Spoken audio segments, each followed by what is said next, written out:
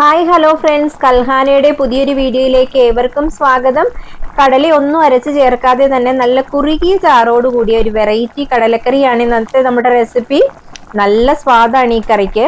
ഇതുപോലൊരു കടലക്കറി ഇതുവരെ നിങ്ങൾ ഉണ്ടാക്കി നോക്കിയിട്ടില്ലെങ്കിൽ നമ്മുടെ വീഡിയോ കണ്ട് ഇതുപോലൊരു കറി ഒന്ന് ഉണ്ടാക്കി നോക്കണേ. എന്നിട്ട് വീഡിയോ ഇഷ്ടപ്പെട്ടാൽ ഒരു ലൈക്ക് എന്ന് സപ്പോർട്ടും കൂടെ ചെയ്യണേ. ഇന്ന് നമുക്ക് ഈ കടലക്കറി തയ്യാറാക്കാനായി ആദ്യം ഒരു ചൂടായ പാനിലേക്ക് കുറച്ച് നെയ്യാണ് ഒഴിച്ചു കൊടുത്തേക്കുന്നത്. അതിലേക്ക് നമ്മൾ കുറച്ച് ഹോൾ സ്പൈസസ് ഇടുവാണ്. ബേ ലീവ്സ് ഉണ്ട്, ഗ്രാമ്പൂ, പട്ട, പെരുംജീരകം എല്ലാം ഉണ്ട്. അതൊന്ന് പൊട്ടി വന്നപ്പോഴേക്കും അതിലേക്ക് കുറച്ച് ഇഞ്ചിയും വെളുത്തുള്ളിയും ചതച്ചതൊന്നിട്ട് ഫ്രൈ ചെയ്യുന്നുണ്ട്. അതിലേക്ക് 2 പച്ചമുളകും കൂടെ ചേർക്കുന്നുണ്ട്.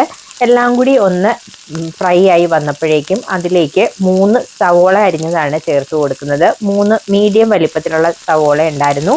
അതിലേക്ക് 1 ടീസ്പൂൺ ഉപ്പും കൂടി ചേർത്ത് കൊടുക്കുന്നുണ്ട്.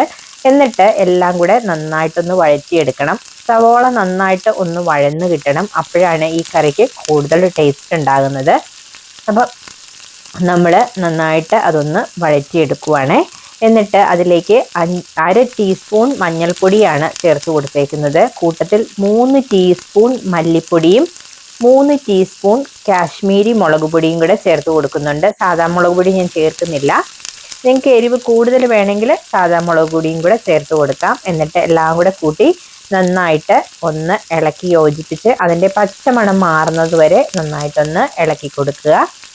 ഇപ്പോൾ പൊടികളുടെ പച്ചമണമൊക്കെ ഏകദേശം ഒന്ന് മാറി വന്നിട്ടുണ്ട്. ആ സമയത്ത് നമ്മൾ 2 തക്കാളി കൂടെ ചേർത്ത് കൊടുക്കുന്നുണ്ട്. നല്ല പുളിയുള്ള 2 തക്കാളിയാണ് ചേർത്തേക്കുന്നത്.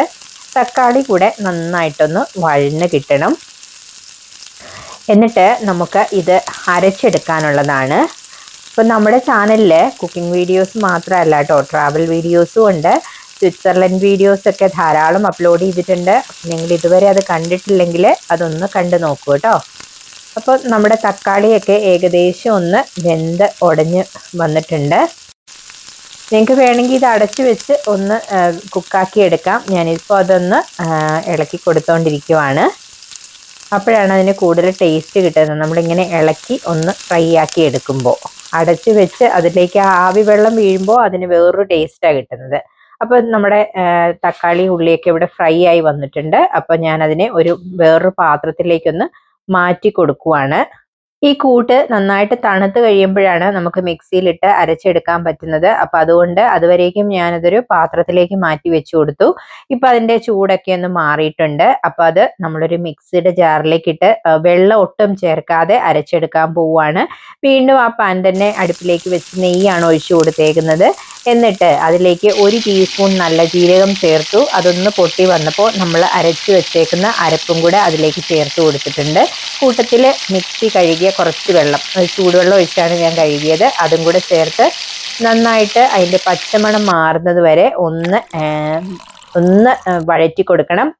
അത് കഴിഞ്ഞിട്ട് നമ്മൾ വീണ്ടും അതിലേക്ക് കുറച്ച് തിളപ്പിച്ച വെള്ളം ഒഴിച്ച് നമ്മുടെ ഗ്രേവി ഒന്ന് തിളപ്പിച്ചെടുക്കണം. ഇപ്പം നമ്മുടെ ഗ്രേവി ഏകദേശം തിളയ്ക്കാൻ തുടങ്ങിയിട്ടുണ്ട്. ആ സമയത്ത് ഞാൻ പ്രഷർ കുക്കറിൽ വേവിച്ചെടുത്ത കടലയാണ് ചേർത്ത് കൊടുത്തേക്കുന്നത്. നന്നായിട്ട് വെന്ത കടലയാണ്. കടല ഉപ്പിട്ട് തന്നെ വേവിച്ചതാണ്.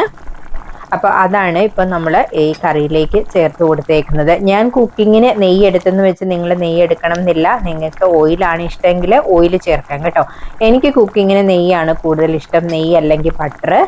അപ്പോൾ ഈ സമയത്ത് ഉപ്പ് നോക്കിയപ്പം ഉപ്പ് കുറഞ്ഞു പോയതുകൊണ്ട് ഞാനൊരു 1/2 ടീസ്പൂൺ ഉപ്പും കൂടെ ചേർത്ത് കൊടുത്തിട്ടുണ്ട് കറിയിലേക്ക്. എന്നിട്ട് എല്ലാം കൂടെ വീണ്ടും നന്നായിട്ടൊന്ന് മിക്സ് ചെയ്യുവാണ്. എന്നിട്ട് 1 കൈപ്പിടി നിറയെ മല്ലിയില അരിഞ്ഞത് ചേർത്ത് കൊടുക്കുന്നുണ്ട്. മല്ലിയിലയും കൂടെ ചേർക്കുമ്പോഴാണ് ഈ കറിക്ക് നല്ലൊരു സ്വാദ് കിട്ടുന്നത്. നിങ്ങളുടെ കൈ കസൂരി മേത്തി ഉണ്ടെങ്കിൽ അതും ചേർക്കാം. ഈ കറി നമ്മുടെ ജീര റൈസിൻ്റെ കൂടെയും ചപ്പാത്തിയുടെ കൂടെയും ദോശയുടെയും അപ്പത്തിൻ്റെയും ഒക്കെ കൂടെ നല്ലൊരു കോമ്പിനേഷനാണ്.